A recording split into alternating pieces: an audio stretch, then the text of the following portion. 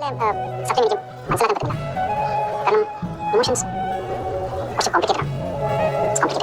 Hello. അപ്പം ഞാൻ എൻ്റെ കോംപ്ലിക്കേറ്റഡ് ഇമോഷൻസ് എന്ന് പറഞ്ഞ ലൈഫ് ഡോക്യുമെൻ്റ് ചെയ്യാമെന്ന് വിചാരിച്ചു.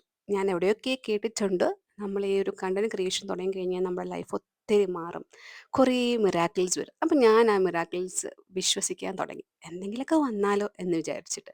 അപ്പോൾ ഞാൻ എൻ്റെ മൺഡേ, ട്യൂസ്ഡേ, വെനസ്ഡേ റെക്കോർഡ് ചെയ്തു. തേഴ്സ്ഡേ എന്തോ ഓഫ് ഡേ ആയിരുന്നു, പക്ഷെ മൂഡ് ഓഫ് ഡേ ആയിരുന്നു കേട്ടോ. ഞാൻ അതുകൊണ്ട് അത് റെക്കോർഡ് ചെയ്തില്ല. ഇപ്പോഴാണ് നോക്കുമ്പോഴാണ് അറിയുന്നത്, തേഴ്സ്ഡേ ഞാൻ ഒന്നും റെക്കോർഡ് ചെയ്തിട്ടില്ല, ഫോണിൽ ഒന്നുമേ റെക്കോർഡ് ചെയ്തിട്ടില്ല. പിന്നെ ഏറ്റവും ബെസ്റ്റ് ഡേ ഫ്രൈഡേ ആയിരുന്നു. ഫ്രൈഡേ ഹോളിഡേ ആയിരുന്നു കേട്ടോ. ഇവിടെ വരമഹാലക്ഷ്മി ആയതുകൊണ്ട് ഹോളിഡേ, ബാംഗ്ലൂർ കർണാടക ഹോളിഡേ ആയിരുന്നു.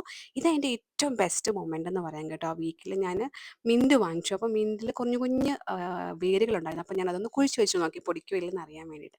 അങ്ങനെ സാറ്റർഡേ ആയി. സാറ്റർഡേ ഞാൻ കോളേജിൽ പഴങ്കഞ്ഞി കൊണ്ടുപോയിട്ടോ. ഞാൻ ഭയങ്കര എക്സൈറ്റഡ് ആണ്, ഇതുവരെ കോളേജിൽ പഴങ്കഞ്ഞി കൊണ്ടുപോയിട്ടില്ല.